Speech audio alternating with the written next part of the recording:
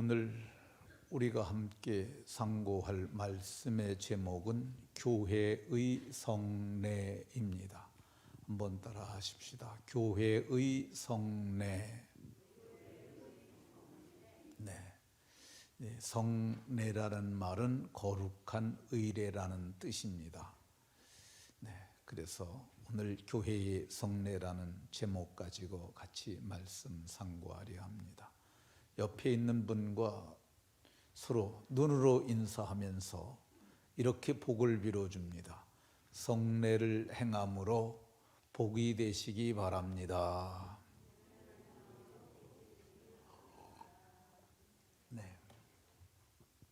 성례에 참여하는 모든 분들에게 풍성한 은혜의 복이 있으시길 예수님 이름으로 축원합니다.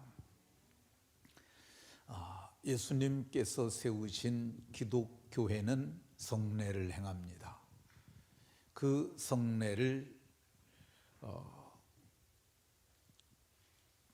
개혁교회는 2개를 행하고 천주교회는 7개를 행합니다. 그 7개를 이렇게 보면 성세, 성사, 세례를 그렇게 표현을 합니다. 견진, 힘을 주는 성사, 성체 성사, 성찬, 신품 성사, 임직, 혼인 성사, 결혼, 고백 성사, 교회 성사, 병자 성사, 중병, 신자, 위로하는 것, 이것을 저들은 7가지를 칠성례라고 부릅니다. 근데 칠성례 그러면 또 제목도 괜찮은 것 같고 또 뭐 좀 7가지씩 하니까 있어 보이는 것 같고 개혁교회는 2가지밖에 안 하는데 저기는 7개를 이렇게 묶어서 하니까 완전해 보이기도 하고 그리고 좀 구체적인 느낌도 듭니다. 그런데 이 7개 중에 5개는 성경에 없는 거야. 주님께서 이거를 성례로 행하라고 하신 적이 없어요. 성경은 누구든지 성경에 없는 것 더하면은 재앙을 더하게 하실 거라고 말씀하셨어요. 그러니까 이렇게 성경에 2가지만 하라고 그랬는데 7가지를 행한 사람들과 그 공동체는 종말날에 재앙을 더하게 될 겁니다. 성경은 말씀에서 빼면은 거룩한 성에 참여하는 것에서 취하시겠다고도 말씀하셨어요. 그러니까 우리는 성경을 절대 진리요 그분의 말씀으로 믿는 공동체이므로 성경대로 해야 할 줄로 깨달으시기 바랍니다. 그러면 주님께서 친히 세우신 2가지 성례, 그것이 무엇인지 살펴봅니다.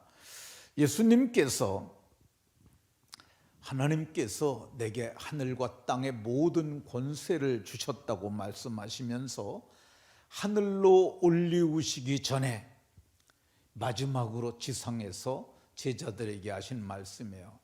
너희는 가서 모든 민족으로 제자를 삼아 아버지와 아들과 성령의 이름으로 세례를 베풀고, 예수님께서 친히 말씀하시길 땅에 발 디디시고 천국에 가시기 전에 마지막 날에 하신 말씀이 뭐냐?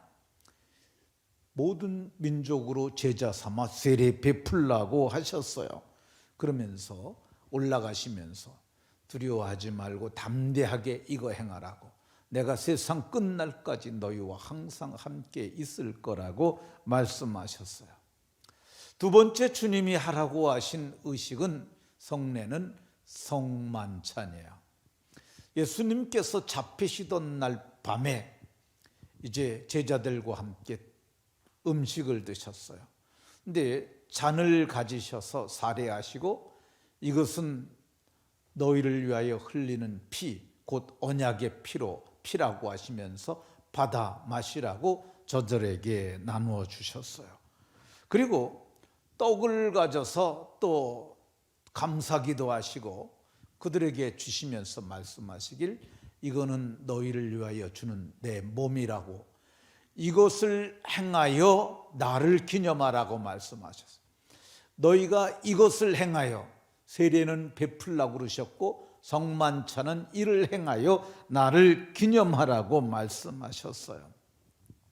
그러니까 이 두 가지 성례는 사람의 창안, 사람이 생각해서 만들어낸 거 아니고, 사람이 발명한 발명품 아니고, 이 땅에 사람의 몸을 입고 오셔서 우리를 구원하신 대속의 주님께서 지상의 모든 사역을 마치시는 그 주간에, 그리고 마지막 떠나시면서 이거 두 가지 행하라고 하셨으니, 오늘 우리가 7가지를 행하는 것이 아니라 7가지를 행해서 재앙을 더하는 사람들이 아니라 딱 주님이 하라고 한 2가지 행하는 저와 여러분들이 다 되시길 예수님 이름으로 축원합니다. 자, 그러면 예수님이 하라고 하신 세례, 이 세례가 무엇일까? 세례는 예수님을 믿어 하나님의 자녀가 된 사람들이 믿음을 공동체 앞에서 고백한 후에 교회가 행하는 거룩한 의식입니다. 세례는 하나님의 자녀가 된 외적인 이 표식이며 하나님과의 새로운 관계에 들어가는 표시입니다. 세례를 받은 사람들은 띄워주세요.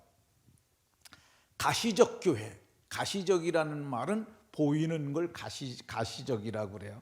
가시거리 그러면 눈에 보일 수 있는 거리, 그걸 그러는데, 눈에 보이는 이 교회의 합법적인 구성원, 회원이 되고요, 세례 교인이 되어야 공동의회에 참여할 수 있고, 세례 교인이 되어야 교사를 비롯한 찬양대원 등 이 교회의 정식 직원이 될 수가 있습니다.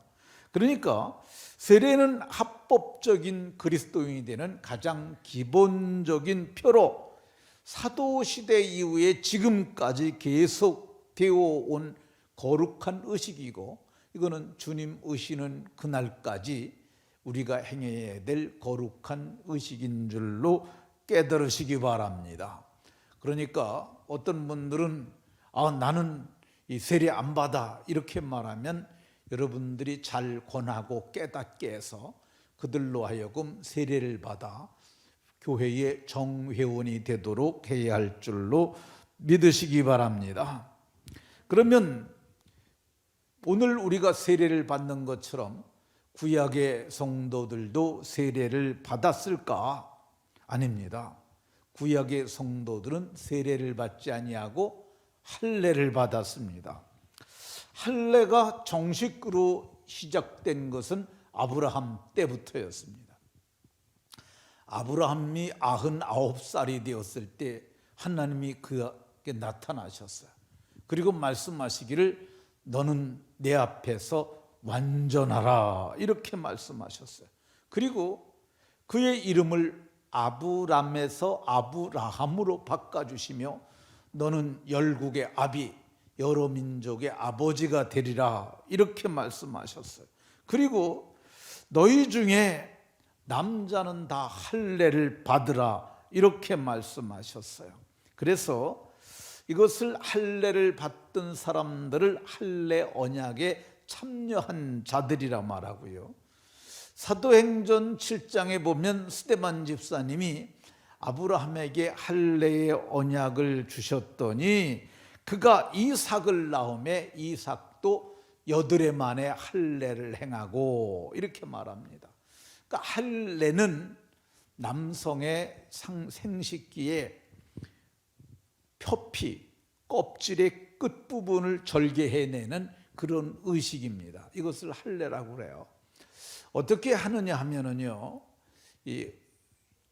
요즘에는 포경수술이라고도 부르는데, 요즘은 마취하고 가위로, 의료용 가위로 잘라내는데, 옛날에는 돌을 깨가지고, 그리고 이제 껍질을 당겨갖고 돌을 깨면 날이 쓰잖아요. 거기다 대고 날로 이렇게 날에다 쳐서 진이기다 보니까 출혈도 많고, 그래서 이것이 사흘 정도 됐을 적에는 남자들이 움직이지도, 성인 같은 경우는 움직이지도 못하고, 이것 까닭에 야곱의 아들 그 레위와 시므온이 칼을 들고 저들을 죽였던 것을 우리가 성경을 통해서 알 수가 있습니다. 성경을 보게 되면 이 할례를 하나님께서 하라 하셨으므로 예수님께서 지상에 오셨을 때 성경을 보면 누가복음 2장에 보면 예수님께서도 할례를 받은 것으로 기록되고 있습니다. 성경대로 정결 예식의 날이 참에 할례를 행하고 그리고 예루살렘에 올라가서 하나님 앞에 제사했다고 말합니다. 바울 사도도 나도 열흘 만에 할례를 받았고 8일 만에 할례 받았다고 자기의 정체를 얘기를 할 때 내가 8일 만에 할례를 받았고 이스라엘 족속이요 베냐민 지파요 히브리인 중에 히브리인이요 율법의 의로는 흠이 없는 자라고 그가 스스로 자기를 그렇게 말했습니다. 하나님께서 할례를 받게 하신 이유가 뭘까? 제가 이거를 생각을 해봤는데요. 제 생각에는 이게 할례를 하라 하신 거는 구별됨을 보여주시기, 구별됨을 보고 신앙을 지켜나가기 위한 방편이었다고 저는 봅니다.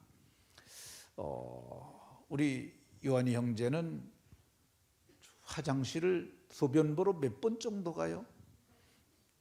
세 번밖에 안 가? 더 많이 갈 수도 있지, 그지? 네, 밤중에도 가고 뭐 등등 해서 사람에 따라 다르긴 한데 대여섯 번은 갑니다. 갈 때마다 이렇게 봐요, 안 봐요? 그거 보면서 나는 할례는 언약이니까 언약의 백성이구나. 이거 안 받으면 이스라엘에서 끊어지는 거니까 나는 언약의 백성이다. 이걸 자기를 자각하는 거죠. 그리고 이 할례를 받은 사람들은 이방 여인과 동침을 할 적에는 성적 관계를 가질 땐 그게 되잖아요. 그러니까 이거 하면 안 되겠구나. 또 이것을 할례를 행함으로 종교적 타락도 막고자 했던 하나님께서 생각해낸 방편이라 할 것입니다. 그러면 이 할례를 신약에까지 받았느냐, 신약 시대에도 받았느냐? 아닙니다. 이것이 예수님 오시면서 이게 할례가 세례로 전환이 됩니다. 골로새서 2장 11절을 보게 되면 너희가 손으로 하지 아니한 할례를 받았다고 얘기를 합니다. 이것을 그리스도의 할례라고 얘기를 해요. 근데 11절과 12절을 같이 띄운 이유가 뭐냐면 이 위의 절과 11절과 12절을 따로 보는 사람들이 있기 때문에 같이 제가 띄운 겁니다. 손으로 하지 아니한 할례, 곧 그리스도의 할례가 세례라고 얘기를 합니다. 너희가 세례로 그 그리스도와 함께 장사되고 함께 일으키심을 받았다고 성경이 그렇게 말씀합니다. 그러니까 그런 의미에서 보면 우리는 손으로 하지 아니한 할례를 받은 사람이요, 우리는 그리스도의 할례를 받은 사람이요, 그것이 곧 세례로 여러분들이 깨달으시기를 예수의 이름으로 축원합니다. 그러면 세례가 시작된 것이 언제부터일까? 공식적으로 세례를 최초에 행한 사람은 세례 요한입니다. 요한은 낙타털옷을 입고, 이 낙타털옷은 어떤 거냐면요, 그 낙타 가죽이에요. 낙타털이 되게 뻣뻣하다고 그럽니다. 그리고 낙타 가죽이 두껍대요. 근데 이게 당시에 낙타가 죽으면 버리는 경우가 있는데 고기가 썩고 그러다 보면 나중에 가죽만 남는 거죠. 근데 요한이 그런 가죽 털옷을 입고 그 허리에는 가죽띠를 입고, 그리고 음식은 들에서 나는 것, 집에서 나는 것 아니고 메뚜기, 석청 그걸 먹으면서 하늘의 이슬을 맞고 들에 거하였어요. 그러니 그 사람이 이 용모도 그러하거니와 그 사람은 원래 제사장의 아들이었거든요. 그 사람은 범인과 확연히 달랐어요. 그럼에도 불구하고 그에게는 들판에서 자라 살고 있음에도 불구하고 눈에는 형형한 안광, 눈에 빛이 나오고 그리고 그의 몸에서 뿜어나는 신령한 빛, 그 날 때부터 성령이 충만했던 사람이니 그가 얼마나 대단했겠어요. 근데 그가 뭐라고 했느냐면 회개해라 이 독사의 자식들아, 임박한 진노를 너희가 너로 피하라 하더냐 하면서 회개하지 아니하면 하나님의 진노로 너희가 망하게 될 것이라고 이렇게 말했어요. 그러니까 사람들이 다 자기의 죄를 자복하고 요단강에 나와서 세례 요한에게 세례를 받았다고 이렇게 얘기를 합니다. 그들이 세례를 최초로 베푼 사람은 세례 요한인데 세례를 최초로 받은 사람들은 성경을 보면 세례 요한에게 받은 사람들이 아니라고 말합니다. 제 얘기 잘 들으셔야 돼요. 그러니까 세례를 최초로 베푼 사람은 세례 요한인데 세례를 최초로 받은 사람들은 세례 요한에게 받은 사람들이 아니라고 얘기를 합니다. 그럼 세례를 누가 받았느냐? 성경을 보게 되면 베드로 사도가 말씀하세요. 노아의 홍수 때 이 홍수로 말미암아서 모든 생명 있는 것들이 다 죽었어요. 그런데 그 홍수 가운데 구원받은 사람이 있었어요. 그게 8명이에요. 노아의 아내, 노아의 세 아들, 세 며느리, 이렇게 8명이 물에서 건짐을 받았는데 이 20절과 21절을 같이 띄워주세요. 20절과 20절을 같이 보면은 물은 뭐냐? 이 물이 그리스도의 부활하심으로 말미암아 너희를 구원한 표현이 곧 세례라 이렇게 얘기를 하고 있습니다. 그러니까 이 노아의 홍수 때 거기서 건짐받은 게 뭘 의미하느냐? 그게 세례받은 거라고 말씀하세요. 그러니까 세례를 최초로 받은 공동체가 있는데 그게 노아 가족이고 그들이 최초의 구원자였음을 봅니다. 그러니까 세례는 두 가지 의미가 있는 거야. 하나는 심판, 하나는 구원. 그러니까 저들은 물에서 건짐받아서 세례를 받고 구원을 받았는데 나머지는 물에 다 빠져서 죽습니다. 그러니까 세례는 심판과 구원을 상징적으로 보여주는 그런 의식이라 할 것입니다. 두 번째 세례를 받은 무리가 있는데 그것이 이스라엘의 애굽에서 나올 때 이스라엘들이에요. 이스라엘 백성들이 애굽에 가서 430년 동안 있다가 요셉을 알지 못하는 새 왕이 나타날 때부터 그들이 애굽에서 종살이를 합니다. 근데 노예 생활을 하다가 저들의 부르짖음이 하늘에 닿고 하나님께서 구원자 모세를 보내서 저들을 구원하시는데 애굽을 심판하시고 양의 피를 문설주와 인방에 바르고 피 바르고 저들이 구원을 받습니다. 근데 구원을 받아서 이제 홍해 바다 앞까지 왔을 때 앞에는 바다가 있는데 애굽의 군대가 쫓아오는 거야. 그래서 물에 빠져 죽든지 아니면 다시 노예로 끌려가든지 아니면 저들에게 죽임을 당하든지 그 기로에 섰을 때 모세가 하나님께 부르짖었더니 하나님께서 지팡이를 들어서 바다를 가리키라고 말씀하셨어요.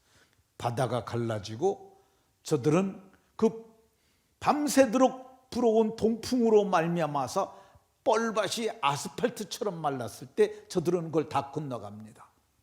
그래서 저들은 건너가는데 이 영화 10개에 보면 이렇게 갈라져요. 그래서 모세하고 몇 명 이렇게 쪼르륵 가는데 그렇게 갈라진 거 아니고요.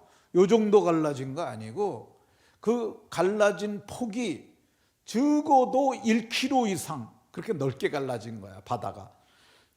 그리고 그 바다 깊이가 요만큼 되는 데 갈라진 거 아니고 거기에 60m 이상. 요즘에 거기를 그 김승학 장로님과 란 와이어 박사가 발견한 그 근거를 보면은요, 거기 애굽의 바차바퀴가 바다에서 나왔어요. 성경을 보면 이스라엘은 구원받는데 바로와 그 말 탄 자들이 거기 들어갔는데 바퀴가 거기 빠진 거예요. 그리고 달리기를 극난하게 하셨다고 얘기를 하는데, 이스라엘은 건너가는데 저들이 다 바다 가운데 들어갔을 때 뻘로 물이 다시 스미기 시작하니까 바퀴가 빠져서 저들이 꼼짝도 못하는 거예요. 근데 이스라엘은 구원받았는데 저들은 거기서 모두가 죽임을 당하죠.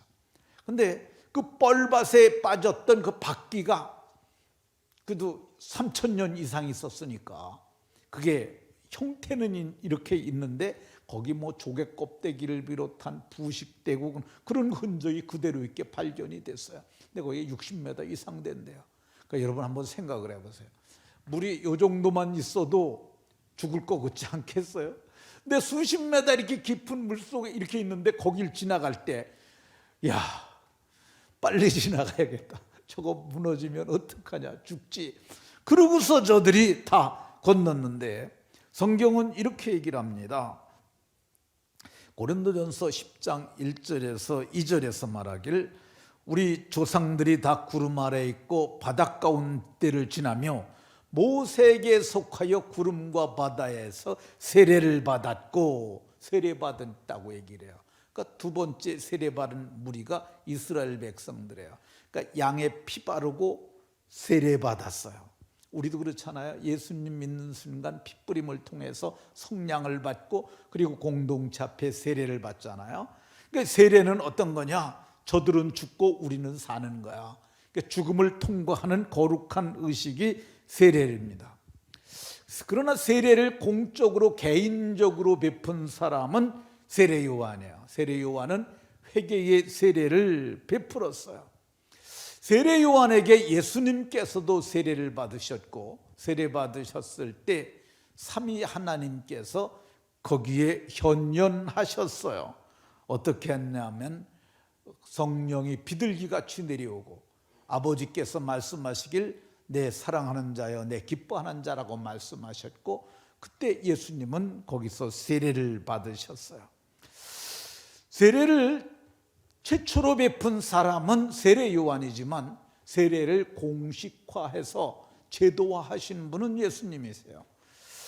요한복음 3장 22절에 보면 예수께서 제자들과 함께 유다 땅으로 가서 거기서 함께 거하시면서 세례를 베푸시니라, 이렇게 말씀하셨어요. 예수님이 세례를 베푸는데 12제자가 함께 세례를 베푸니까 세례 요한이 베푸는 것보다 훨씬 더 많았고요. 그리고 예수님께서 대속하시고 승천하시기 전에, 하늘로 올라가시기 전에 500여 형제들이 지켜보는 가운데서 너희는 모든 족속으로 제자를 삼아 아버지와 아들과 성령의 이름으로 세례를 베풀고 세례를 베풀라고 하셨어요. 그래서 이 말씀을 받은 자들이 성령 받고 복음의 말씀을 전하니까 그때 이 말을 듣는 수많은 사람들이 마음에 찔려가지고 형제들아 우리가 어찌할꼬. 근데 그때 베드로 사도가 말하기를 너희가 회개하여 각각 예수 그리스도의 이름으로 세례를 받고 죄사함을 받으라. 베드로 사도는 회개하라고 회개하고 세례 받으라고 그렇게 말했던 것을 볼 수가 있습니다. 그날 세례를 받은 사람의 수가 3,000이나 더했다고 성경이 말씀하고 있어요. 그러니까 초대교회는 세례를 베풀어서 공동체 안으로 저들을 받아들였어요. 그럼 우리가 이렇게 세례를 베푸는 것은 그래서 예수님의 가르침을 따르는 것이고, 이것은 정상적인 모든 교회가 행해야 할 거룩한 의식인 줄로 깨달으시기 바랍니다. 근데 교회에서는 이제 세례를 베푸는데 그 중에 유아 세례라는 것이 있어요. 근데 성경에 유아 세례를 베풀라는 말은 없어요. 그냥 세례를 베풀라 그랬어요. 근데 이제 그것에 대한 고민이 있었던 거죠. 그러면 애들로는 세례를 베풀어야 하느냐 말아야 하느냐, 그 부분에 대해서 고민하다가 아브라함의 아들 이삭도 여드레 만에 할례를 받았지 않느냐, 뭘 알아서 할례를 받았겠느냐. 그러니까 부모의 신앙을 보고 믿음의 유산을 적어 받는 것으로 인정하고 우리도 세례를 베풀자. 그래가지고 세례를 베푼 게 2살까지를 세례를 만 24개월까지 유아 세례를 베풀었어요. 근데 이 부분에 대해서 논란의 여지가 계속 있었어요. 그럼 왜 2살까지만 세례를 베푸냐? 6살까지 하면 안 되냐? 7살까지 하면 안 되냐? 논란의 여지가 있었어요. 그래서 재작년 총회에서, 제 기억속은 재작년으로 기억되는데, 총회가 이 부분에 대해서 결정을 했어요. 7살까지 유아 세례를 주도록 하자. 왜 그러냐면 부모에게 속해 있으니까. 그리고 7살 이상은 어린이 세례를 베풀라, 이렇게 총회가 결정을 했어요. 근데 이게 한 번에 결정한 거 아니고요. 이 총회를 가보게 되면 이 노회가 안건을 내요. 지교에서 노회로 안건을 내게 되면 노회가 그걸 총회로 헌의를 해요. 헌의는 우리의 의지를 그쪽에 올리는 거야. 이렇게 했으면 좋겠다. 저희 교회도 헌의를 했던 적이 있어요. 네, 그거 얘기하면 시간이 많이 가서, 헌의를 우리 교회에서 당회가 결정을 해갖고 노회로 올리면 노회에서 노회 결의로 해가지고 그걸 총회로 상정을 하면, 총회에서 그걸 의논할 때 이것이 그 자리에서 결정할 수 있는 가부면, 물을 수 있는 거면 가하시면 예하라고 말하고 아니면 아니라고 말하라고 그래요. 근데 그게 총회에서 거기서 이게 금세 이거를 결정하기가 힘든 것 같다 그러면은 이거를 이렇게 얘기를 해요. 이것은 여기서 현장 결의가 힘든 것이므로 연구위원을 두어서 1년 동안 연구한 뒤에 의견을 듣고 결의하는 것이 가한 줄로 아오며, 그러면 허락이요, 그러면 아니면 결의를 할 때 가하시면 예하시오, 그 뜻을 물어가지고 그래서 그렇게 하는 거죠.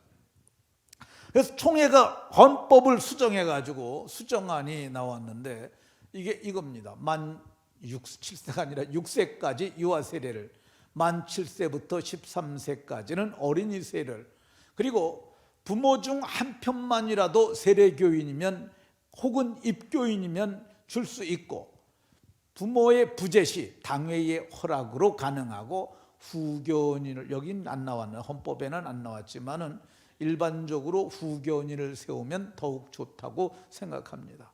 그래서 이번에 우리가 7세까지 내려가지 아니하고 이번에 10세까지로 했어요. 10세 4, 5, 6학년 중에서 제가 정한 기준은 어떤 거냐면, 당회원들과 결정해서 10세만 돼도, 제가 이렇게 복음을 전해보면은요, 다른 애들은 사실 7살만 돼도 자의적으로 자기가 신앙 고백을 할 수 있어요. 나 믿어요라고 이렇게 고백할 수 있어요. 근데 이게 10세 정도면 충분하다고 생각이 돼가지고, 그래서 이창민 목사에게 이 목사가 좀 잘 교육을 시키되 구원 얻는 복음과 요조를 암송시키고 그거를 자꾸 듣게 해가지고 저들로 하여금 확실한 믿음을 갖게 해라. 그래서 이제 이 부목사가 할 수 있는 건 부목사가 하고, 교사가 할 역할들은 교사가 해서 충분히 교육을 한 뒤에 어제 당회의 시치를 거쳐서 이제 오늘 11시 예배 때 세례를 하게 됩니다. 우선은 10살까지 하고 그 밑으로 내려봐 가지고 가능하면은 그 아들 자녀들에게까지. 그러니까 중요한 건 제가 얘기하는 건 뭐냐면, 본인이 복음을 깨닫고 본인이 신앙 고백을 하면 저는 가능하다고 봐요. 그래서 이렇게 하는 것은 제가 보기에 일찍 신앙 고백할 수 있도록 저들을 훈련하는 좋은 방편이 될 수도 있겠다. 저는 긍정적으로 이렇게 보고 이것을 하게 했습니다. 그러면 세례받을 자격이 뭘까? 베드로 사도는 회개하고 너희 회개하면 세례받으라고 그렇게 말했어요. 바울 사도는 믿음을 강조했어요.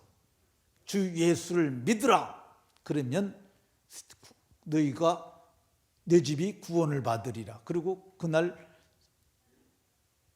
그 옥사장의 집에 가서 상처 치료받고 밥 먹고 그리고 세례를 베풀었어요. 그럼 우리나라는 오늘 어떡하냐? 이거 다 보죠. 진짜 회개, 삶의 방향을 바꿨느냐? 그리고 두 번째, 진짜 믿느냐? 이거 보죠. 근데 우리는 지금 입교라는, 그러니까 학습이라는 6개월 다니면 학습이라는 과정을 둬요. 어떤 분들은 바로 세례를 베풀어야 된다고 얘기를 하는 사람도 있어요. 근데 성경에 믿으면 바로 세례를 베풀라는 말은 없어요. 근데 저희는 제가 생각하기에 6개월의 교육기간을 둔 건 잘한 거라고 생각이 들어요. 이 학습 과정을 둔 것은 왜 그러냐면은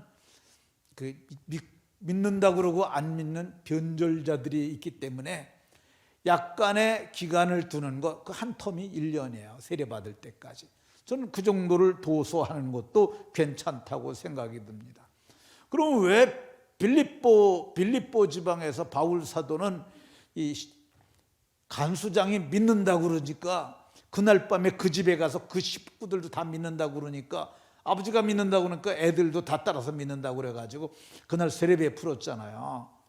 왜 바울 사도가 그렇게 했느냐? 그것은 바울 사도는 선교사니까 그런 거예요. 왜 그러냐면 바울 사도가 바로 그 이튿날 떠나갑니다. 그렇잖아요. 가면 언제 올지도 모르니까. 그래서 선교지에서는 예외로 둡니다.